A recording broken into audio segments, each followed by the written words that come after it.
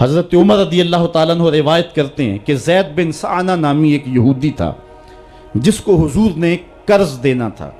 آقا کریم علیہ الصلوۃ والسلام دو جہاں کے مالک ہیں، لیکن حضور کا فقر اختیاری تھا۔ آقا کریم علیہ السلام کے گھر میں بسا اوقات کتنے دن چولہا نہیں جلا کرتا تھا۔ حضور ادھار لے کر کے لوگوں کی مصیبتوں کو بھی دور کرتے، اور گھر کا چولہا بھی بعض اوقات ادھار لے کے گرم کرنا پڑتا۔ اعلیٰ حضرت فرماتے ہیں مال کے کونین ہیں گو پاس کچھ رکھتے نہیں، دو جہاں کی نعمتیں ہیں ان کے خالی ہاتھ میں۔ تو کہتے ہیں کہ ایک دن حضور علیہ السلام کی خدمت میں ایک شخص حاضر ہوا جس کا نام زید بن سعنہ ہے اور یہودی ہے، اور اس نے حضور علیہ السلام سے قرض کا تقاضا کیا، لیکن تقاضا اتنے سخت انداز سے کیا کہ اس نے حضور علیہ السلام کی قمیص کو پکڑ کے کھینچا بھی۔ تو حضرت عمر رضی اللہ تعالیٰ عنہ نے جب دیکھا تو بڑے گھور کے اس کی جانب دیکھا اور اس کو پیچھے ہٹاتے ہوئے کہا کہ تجھے شرم نہیں آ رہی کہ اللہ کے رسول کے ساتھ کیسے سلوک کر رہا ہے اور میں تیرے سامنے موجود ہوں؟ تو حضرت نبی رحمت صلی اللہ علیہ وسلم نے حضرت عمر کو کہا عمر مجھے تجھ سے اس بات کی توقع نہیں تھی۔ ذرا غور کیجئے حضور علیہ السلام کی اس سیرت کے انداز کو۔ ایک شخص آ رہا ہے اور حضور سے سختی کر رہا ہے، ابھی حضور کو قرض لٹانے کی جو تاریخ ہے اس میں بھی 4 دن باقی رہتے ہیں، اور وہ ناجائز سختی کر رہا ہے۔ حضرت عمر رضی اللہ تعالیٰ عنہ نے جب اس کو گھورا اور سختی کی تو حضور علیہ السلام نے فرمایا عمر مجھے تیرے سے اس بات کی توقع نہیں تھی، تمہارا کام تو یہ تھا کہ مجھے حسن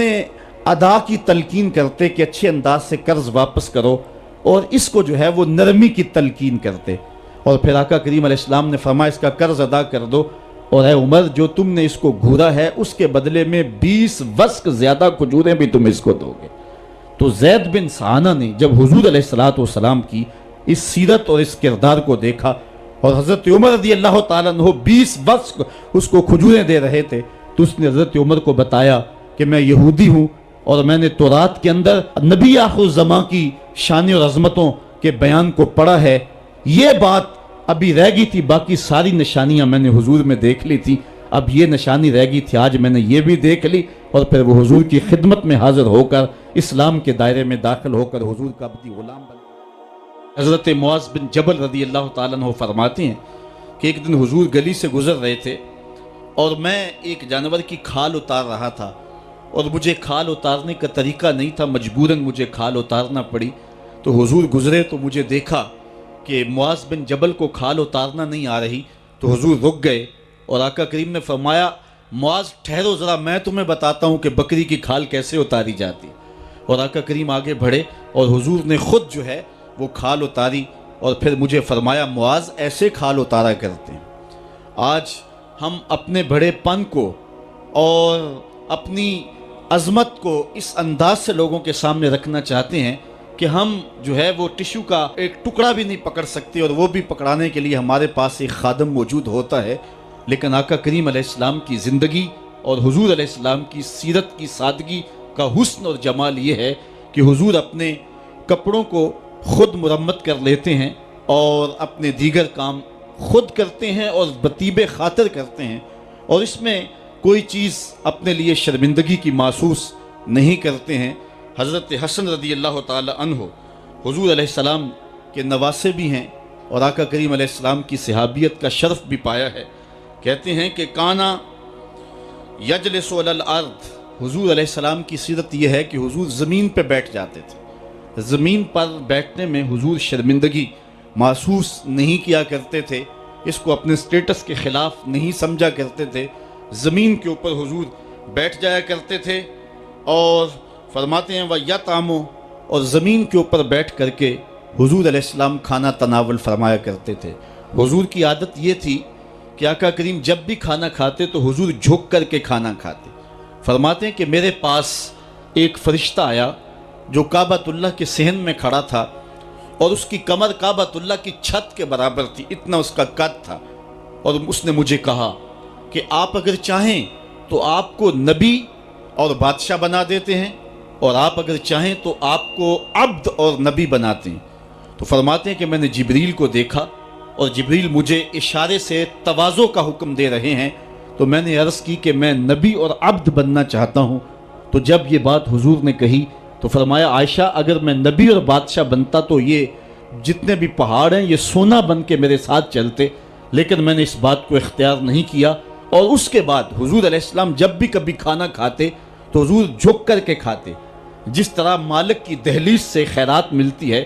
اور کوئی خادم اس کو جو ہے وہ شکرانے کے طور پہ جو ہے وہ انتہائی عجز کے ساتھ کھاتا ہے، ساری زندگی حضور نے کھاتے اور پیتے ہوئے تکیہ نہیں لگایا، ہاتھ میں پلیٹ پکڑ کے اکڑ کے یا ٹہل کر کے یا جو ہے وہ بالکل سیدھے ہو کے نہیں، تھوڑا سا جھک کر کے بغیر تکیے کے حضور علیہ السلام کھانا کھانا پسند فرمایا کرتے تھے، اور فرماتے میں اس طرح کھاتا ہوں جس طرح بندے کھاتے ہیں، اور میں اس طرح بیٹھتا ہوں جس طرح اس کے عبد اور اس کے بندے بیٹھتے ہیں۔ یہ حضور علیہ السلام کا طریقہ ہے۔ ایک دن آقا کریم علیہ السلام ایک چٹان کے اوپر بیٹھے تھے اور حضور علیہ السلام قدید کھا رہے تھے۔ یہ خشک گوشت جو کر کے اس کو بعد میں جب پکایا جاتا ہے تو اس کو قدید کہتے ہیں، یا سرید تھی، حضور کھا رہے تھے۔ تو ایک خاتون وہ گزری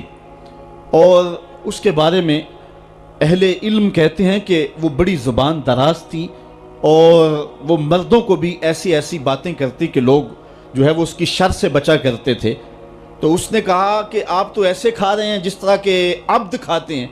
تو حضور علیہ السلام نے فرمایا اگر میں عبد نہیں ہوں تو کون عبد ہے؟ فرمایا میں سب سے بڑا عبد ہوں۔ تو جب یہ بات سنی تو اس کے قدم رک گئے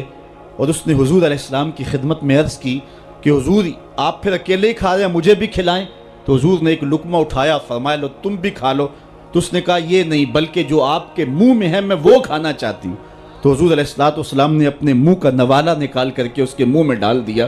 تو کہتے ہیں کہ اس کے بعد کبھی بھی اس کی زبان پر کبھی فحش بات آئی نہیں تھی۔ حضور کے جوٹے کی وہ برکت تھی اور اس کا وہ فیضان تھا کہ اس کے اندر ایسی روشنی ہو گئی۔ پہلے وہ سخت لعان تھی، گالیاں دینے والی تھی اور فحش گفتگو کرنے والی تھی، لیکن حضور علیہ السلام کے جوٹے کی برکت سے اللہ تعالیٰ جل شانہ نے اس کی زبان کو حسن بھی دے دیا اور جمال بھی عطا فرما دیا۔ تو حضور علیہ السلام کی عادت تھی کہ آقا کریم زمین پہ بیٹھ کے کھاتے، جھک کے کھاتے، فرماتے میں ایسے کھاتا ہوں جس طرح عبد کھاتے ہیں۔ وَيَلْبَسُ الْغَلِيظ، اور آقا کریم علیہ السلام موٹے کپڑے پہنتے تھے، باریک ترین کپڑے پہننے سے حضور نے گریز کیا ہے۔ اور یہ وَيُطِيلُ الصَّلَاةَ، اور حضور کی نماز لمبی ہوا کرتی تھی۔ وَيُقَصِّرُ الْخُطْبَةَ، اور خطبہ حضور مختصر فرمایا کرتے تھے۔ وَلَا يَانِفُ أَن يَمْشِيَ مَعَ الْأَرْمَلَةِ وَالْمِسْكِينِ فَيَقْضِي لَهُ الْحَاجَةَ، اور حضور علیہ السلام اس بات میں کوئی شرمندگی محسوس نہیں کیا کرتے تھے کسی مسکین، کسی لاچار، کسی بیوہ، کسی یتیم اور کسی مسکین کے ساتھ چلیں اور اس کے کام آئیں اور مصیبت میں اس کا دکھ بانٹ دیں اور اس کی حاجت کو حضور پورا فرما دیں۔ یہ حضور علیہ السلام کی سیرت کے وہ روشن پہلو ہیں کہ آقا کریم علیہ السلام کی سیرت زمانے کے سامنے ایسا نور بانٹتی ہے، ایسے اجالے پھیلاتی ہے۔ ایک شخص نے حضور علیہ السلام سے وعدہ کیا کہ آپ یہاں رکیں اور میں ابھی آتا ہوں، تو آقا کریم علیہ السلام اس کے انتظار میں وہاں رکے۔ 3 دن گزر گئے اور وہ نہ آیا، چونکہ حضور وعدہ کر چکے تھے کہ میں تیرے آنے تک یہاں رہوں گا۔ تیسرے دن اس کو جا کے یاد آیا تو وہ واپس پلٹا، تو آقا کریم نے جواب میں صرف اتنی بات کہی، آپ نے فرمایا